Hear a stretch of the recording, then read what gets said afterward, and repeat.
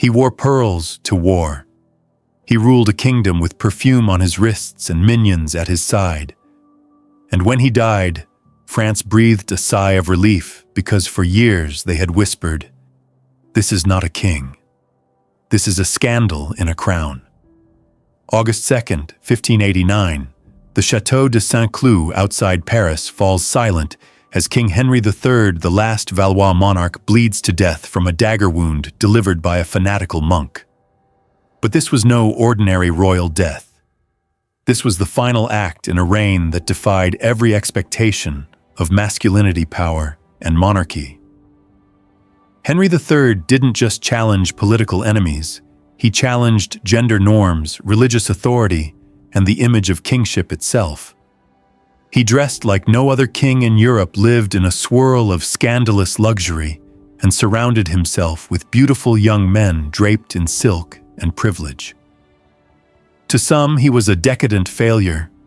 To others, a tragic pioneer of identity in an age that had no language for difference. So who was Henry III? A cross-dressing monarch who destabilized a nation or a misunderstood ruler ahead of his time. To answer that, we must return to the beginning, before the perfume, before the pearls, and uncover the secrets hidden behind the French crown.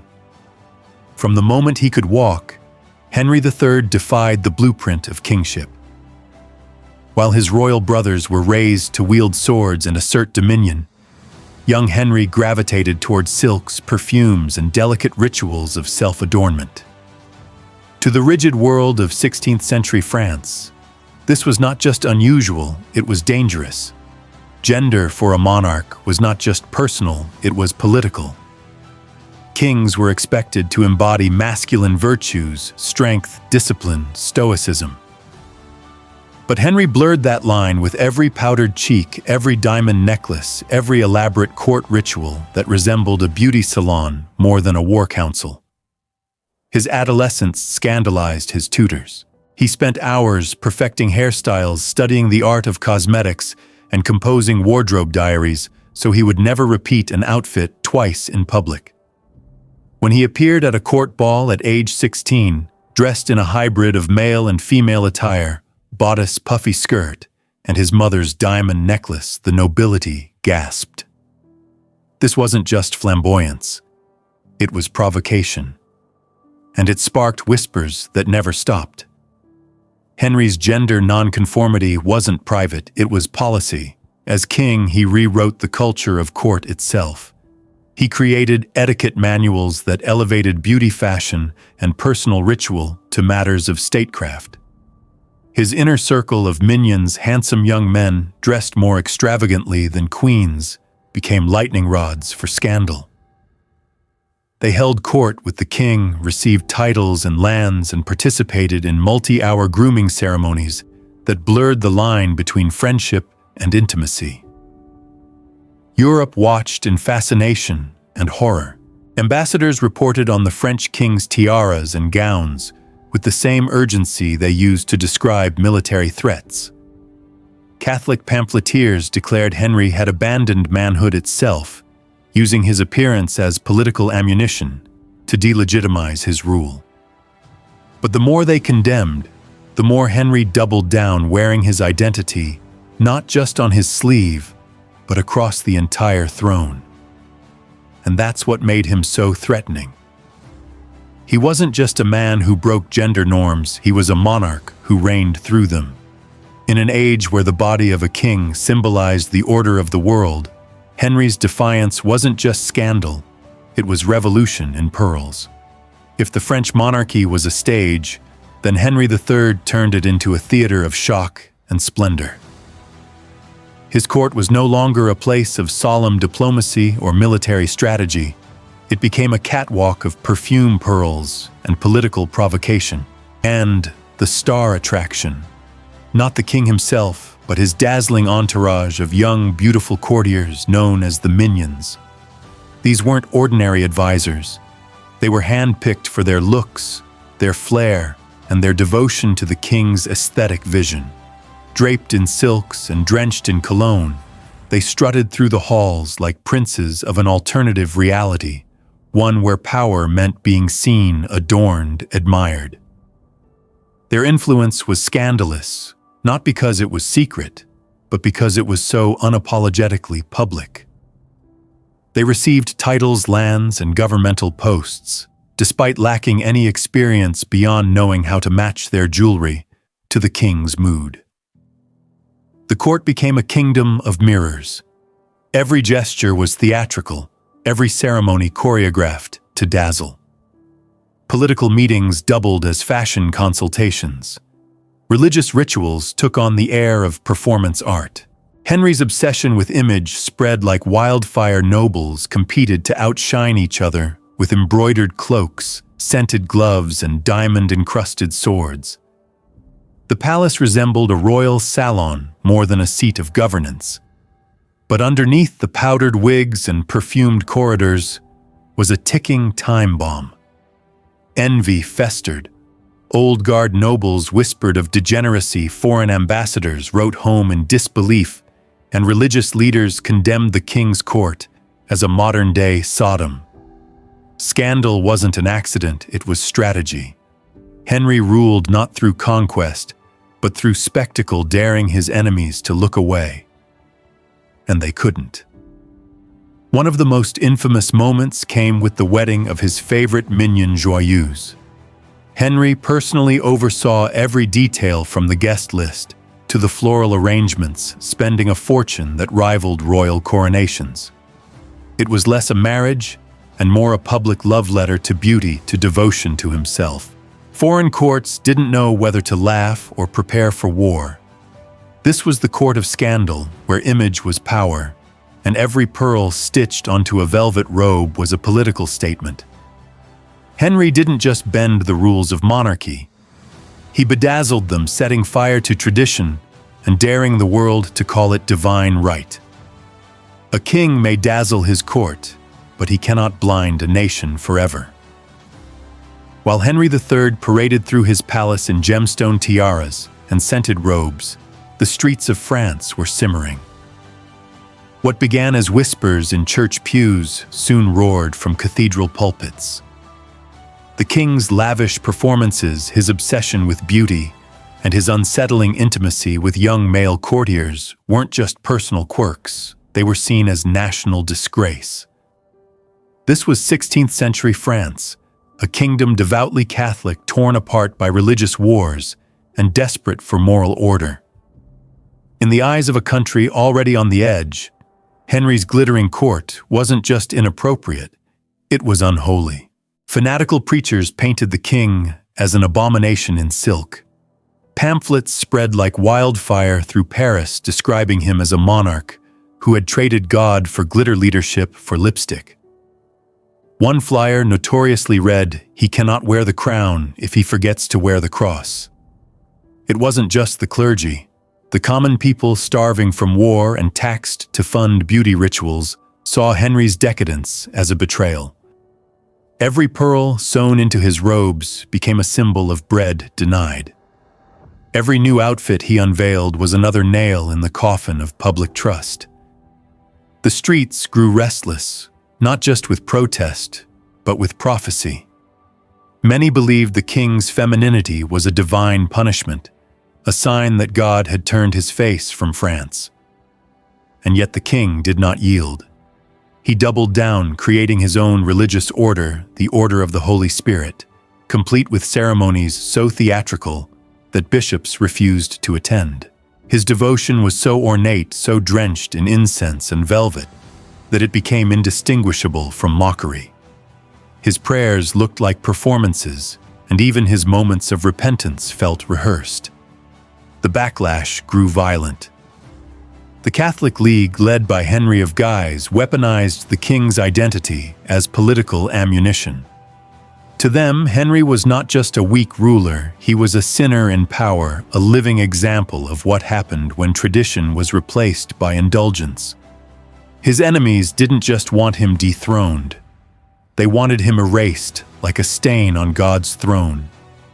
In trying to reinvent monarchy as art, Henry had turned faith into fury.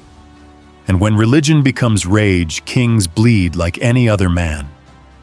When a king loses the faith of his people, he loses the throne. But when he loses his allies, he loses everything else. By the late 1580s, Henry III was no longer the crowned sovereign of France. He was its most elaborately dressed prisoner, trapped in his own court, surrounded not by loyal statesmen, but by suspicious glances and empty titles. The once glittering monarch found himself utterly alone. His court had become a hall of mirrors, each reflection showing a thinner mask of authority. The political tides had turned, and Henry was drifting without anchor. His beloved minions, the beautifully dressed favorites who once flanked him like living ornaments, had either died in bloody duels or quietly vanished, fearing that the king's scandal might one day become their sentence. Even his wife, Queen Louise, had retreated into pious silence, leaving Henry to pace the jeweled corridors like a ghost in silk. But France was not quiet. Outside the palace walls, the kingdom was collapsing. The wars of religion, already decades deep, were ripping the country apart. Protestants and Catholics spilled blood in the streets, while nobles plotted in candlelit rooms. And in the center of this crumbling empire was a monarch, too distracted by powders and pearls to hold it together. The king's refusal to abandon his extravagant habits, even in the face of national catastrophe, was viewed not as bravery, but as blindness.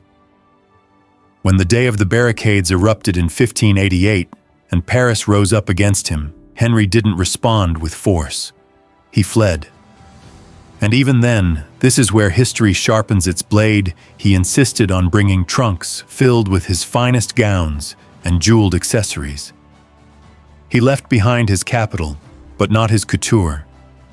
It was not just seen as cowardice, it was seen as madness. In those final months, Henry became the most dangerous kind of monarch, one with no friends and no future.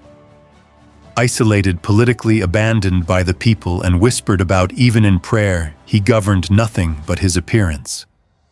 His kingdom was burning, but Henry kept reapplying the powder. He once ruled with flair.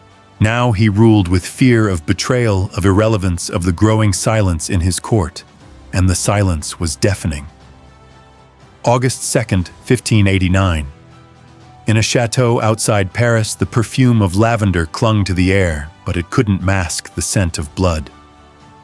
Henry III, the last king of the Valois dynasty, lay dying from a knife wound to the abdomen. His assassin, a young Dominican friar driven not by politics but by holy fury. The king, once draped in jewels and silk, was now wrapped in stained bedsheets, whispering his final breath, not to God, not to his queen, but to the memory of his dead minions. That more than anything told the world who truly owned his heart. But Henry didn't die on that bed. He had been dying for years, bleeding not from a monk's dagger, but from 1,000 cuts of scandal, exile, and loneliness. In his final months, Henry's court had thinned to almost nothing. His most devoted favorites were gone, consumed by duels, politics, or fear. Even his enemies no longer saw him as a threat, just a fading spectacle, more ghost than monarch. And still, Henry clung to his rituals. Each morning, as war and rebellion tore through France, he bathed in perfume, painted his face with rouge, and selected which diamonds to wear, because it was all he had left. His authority had vanished, his supporters had fled, and even the Catholic League branded him a moral plague. His obsession with beauty, once seen as eccentric, was now pitied as delusional. Even his final escape from Paris during the infamous Day of the Barricades became a parody of power. While the city erupted in flames, Henry refused to leave behind his trunks of clothing and accessories. He fled like an exiled duchess, not a ruling king. It was the last straw for many. How could a man so consumed by silks be trusted with swords, so when the knife found his flesh, no armies rose in vengeance? No cities mourned. His death was not the end of a reign, it was the end of an illusion. His court was silent, his dynasty extinct. And as he lay dying, history held its breath not out of grief, but out of confusion. What do you call a king who ruled no one, who loved no woman, and who died whispering the names of boys in pearls, a tragedy? Or perhaps a warning. History rarely knows what to do with men like Henry III. Was he a monarch, or a misfit, a visionary, or a cautionary tale? Over 400 years after his death, the debate still rages, and that's precisely why his story refuses to fade.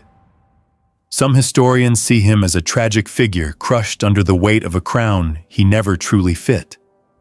Others call him the architect of his own downfall, a man who chose powdered wigs over politics and pearls over power. But the truth, like Henry himself, is more complicated and far more human.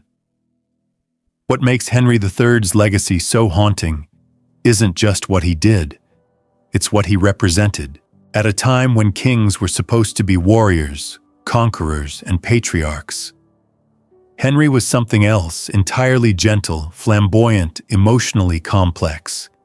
He wore dresses, hosted beauty rituals, and appointed young, beautiful men as his closest advisors, not because he wanted to provoke scandal, but because he refused to betray himself. That more than anything terrified his world. To conservative Europe, he was a threat to the natural order. To the religious zealots, he was sin in a crown. But to modern eyes, Henry offers something rare, a glimpse into a life lived out loud in an age of silence. He defied gender roles centuries before the term existed. He refused to conform in a world that demanded obedience. He was punished not for crimes, but for being different in public. And perhaps that is the real lesson. Power doesn't just fear opposition, it fears individuality. The system didn't collapse because Henry was too weak. It collapsed because he made people uncomfortable. He challenged what masculinity was supposed to look like. He ruled with perfume and prayer beads, not swords and sons. And for that, they branded him a failure. But failure, too, is often misdiagnosed. Because under his reign, France's court became a hub of Renaissance art, fashion, music, and poetry. He was a refined patron of culture who valued intellect and aesthetics more than conquest. And in a world torn by religious wars and brutal repression, maybe that wasn't weakness, maybe it was resistance. So what should we take from the life of Henry III? That conformity may win you applause, but authenticity earns you memory. That sometimes being yourself means paying a price, but it's the only path to becoming more than a footnote. And that history's greatest scandal isn't the man who wore lipstick. It's the world that tried to erase him for it. In the end, Henry's story forces us to ask, do we remember him because he failed or because he dared? Maybe the real legacy of Henry III is this: when the world tries to shame you into silence, live louder. If this story made you see history differently, if it challenged what you thought a king could be, don't let it stop here. Drop a comment below. Was Henry III a visionary or a cautionary tale? Save this video so you can revisit his extraordinary legacy, and make sure to subscribe for more untold stories from the shadows of the past. Every like, share, and click helps keep these forgotten truths alive. History isn't just dates and battles, it's people power and the price of being different. Stay curious, stay bold, and let's uncover the past together.